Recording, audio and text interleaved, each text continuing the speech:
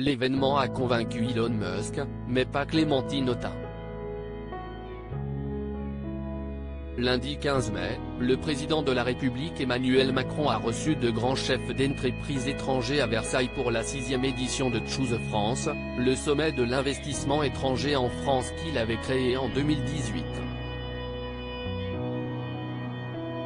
Le bilan de Choose France, il faut le regarder dans le temps, a indiqué la députée La France Insoumise Clémentine Autain sur le plateau de LCI, au lendemain de l'événement.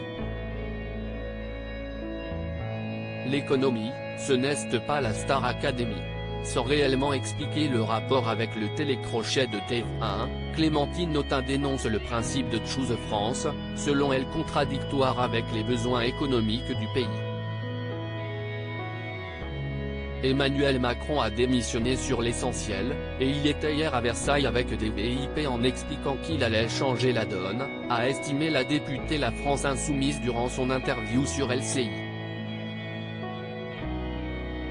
Mais ce que je constate, si est qu'il reçoit en grande pompe des pollueurs comme ArcelorMittal, des profiteurs de crise comme Pfizer, des évadés fiscaux comme Ikea.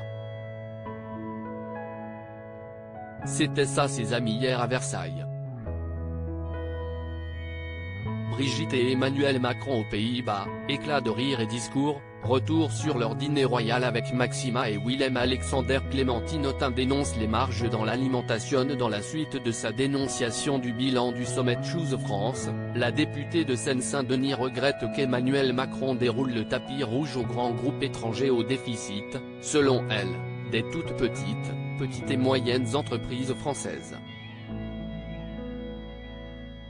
Je ne crois pas qu'il faille d'abord s'appuyer sur les grands groupes étrangers, qui ont été capables de prendre les milliards du Tsitse et aujourd'hui d'autres niches fiscales et qui peuvent ensuite délocaliser, s'est inquiétée Clémentine Autain.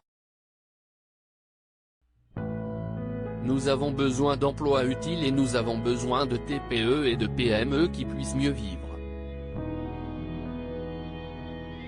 Et pas de grands groupes qui font des marges toujours plus grandes.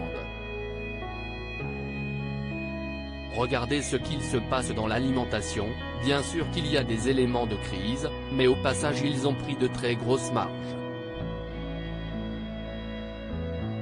Crédit photo, capture d'écran LCI.